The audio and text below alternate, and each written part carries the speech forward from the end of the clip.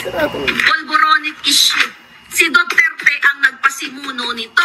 Narinig nyo kanina, sinalampak ko lang itong mismong galing sa PIDEA. O, tangin na nyo, PIDEA leaks. Oh, sabi ni Sas. Oh, narinig niya. May sinabi. Sino daw ang nag-umpisa ng Polboron video? So, ito na nga. Ano naganap? So, alam naman na natin na sobrang init ng diskusyon ngayon pagdating dyan sa usapin ng Polboron video dahil nga na-bring up ulit sa Kongreso. Mga kutsero, baka lang nakalimutan na natin lahat. Pero, meron nag-send sa akin at naalala ko bigla.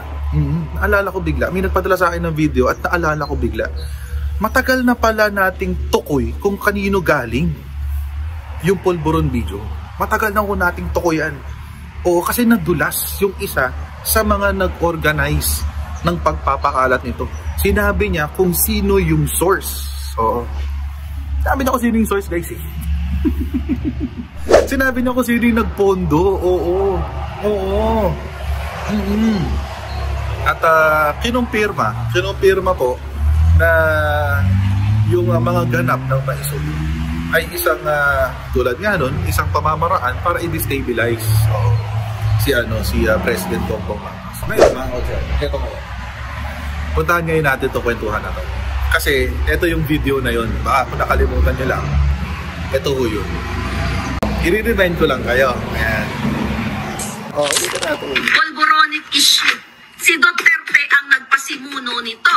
Narinig nyo kanina, sinalampak ko lang itong mismong galing sa PIDEA. O, tangin na nyo, PIDEA leaks. Oh, sabi ni Sas. Narinig niya. May sinabi. Sino daw ang nag-umpisa ng Polboron video? Ayan nga, mga kausero. So, ngayon, alam na natin. Naalala ko, napanood ko to noon pa eh. Noon ko pa to napanood eh. Oo. Pero ngayon lang siya nag-resurface. Kasi nga, nainit ulit yung issue ng Polboronics. Ayan. So, alam na natin kung sino ang nagpasimuno. Alam na ngayon natin kung sino, malamang sa malamang. Kasi, for sure, mga kutsero, alam na natin kung sino yung nag-produce. O, alam na natin kung sino yung nag-produce. Sure tayo, ang nag-produce nito ay si Harrieta Roqueta na nagtatago ngayon sa Netherlands. Although nagdi-deny siya, but it's a blanket denial eh. It's worth nothing. Oo, it's worth nothing. Wala naman siyang it's a generic denial pala. It's worth nothing. Wala siyang halaga, walang value. But for the most part, mga kutsero, babalikan ho natin ang kwento. Nag-umpisa po ang lahat noong nagmaisog rally noong 2024. If I'm not mistaken, January or February 2024 yata nagkaroon ng maisog rally. At simula ko nung nagkaroon ng maisog rally, mga kutsero, doon na ako nag-umpisa ang yung chismis ng Polboron video. Oo. Although matagal na hong binabanggit yan ni Maharlika, 2022 pa nga lang ho, sinasabi na ho yan ni Hitan. Here's my theory. Kasi during that time, wala namang kumalat na picture. Diba? Simula 2022 until today, wala namang kumakalat na, until doon lumabas yung video, wala namang kumakalat na picture. So, ibig sabihin, during that time, it is non-existent. Kiniklaim lang nila na meron, pero wala silang ipinapakita. Naalala niyo yan? As all of a sudden, kinwento ni Harry Roque, so nagkamaisog. 2022 pa lang, inumpisahan ni Marlo. Tapos nagkaroon ng maisog. Nung nagkaroon ng maisog, sinabi ni Rodrigo Duterte, meron tayong presidenteng bangag. Meron tayong presidenteng adik. Yun na yun. Yun na yung hudyat para sa lahat ng mga disinformation trolls at disinformation influencers ng mga Duterte. Yun na yun. Yun na ang hudyat. Go signal yun, mga kautsero, para sa kanila. Go signal yun na umpisahan na yung pag-manufacture ng chismis ng adik si PBBM. Tapos, mga kautsero, kung maaalala nyo, pagkatapos nung maisog na yun, nung narinig yung go signal, biglang pumutok yung PIDEA leaks. Oo, sometime February or March 2024. Pumutok yung PIDEA leaks. Tapos nagkaroon na ngayon ng mga hearing sa Senado. Tapos, after nun, binibring up na ulit. Actually, even before maisog pa, pinag-uusapan na yung video na yan. Naalala ko, nag-livestream pa si Sas, si Alan Troy, si Hitad, si Pebbles, Talakera, nandoon. Kami isa pa. Alimutan ko lang yung isa kung sino.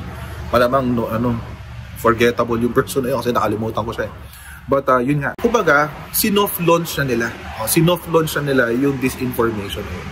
Inilabas na nila yung disinformation. Before pa magmaisog, sometime December or early January of 2024. December 2023, early January of 2024. Tapos, mga kotsero, ano nangyari? Yun na nga, the rest is history. Nagkaroon ng blue signal, lumabas yung PIDEA leaks, tapos nagkaroon ng ito na nga yung video. At nung nagkakasisihan na doon sa Pulburon video, nagkakabistuhan na eh. Oo, kasi alam naman nila na peke. Kasi alam nilang peke yun kasi sila gumawa nun eh. Oo, nagkakabistuhan na nabibisto na ng sambayan ng Pilipino na peke yung video. Anong ginawa ni Hitad? Tinry niyang isalba ang kanyang sarili. Iniwan niya sa ere si Harry Roque. At ito yung resulta nung pag-iwan niya sa ere kay Harry Roque. Pulboronic issue. Si Duterte ang nagpasimuno nito. Narinig nyo kanina, sinalampak ko lang itong mismong galing sa PIDEA.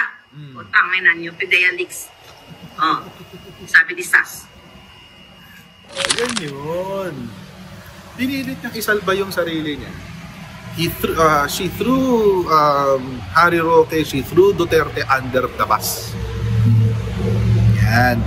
Tapos ngayon, iinsultuhin nila si Pebble, sasabihin nila, pabalik-balik. Oo, dating sumuporta sa Marcos, tapos nag-Duterte, tapos ngayon Marcos ulit. Ganun din naman kayo. Pag convenient sa inyo, ilalaglag niyo yung mga kasama niyo. Ugali ho talaga nila yan. Ugali ho yan ni Hitad, ugali ho yan ni Alan Troy, ugali ho yan ng mga DDS influencers. Pag convenient sa kanila, ilalaglag kanila. Ganun lang kasimple yun. Bakit?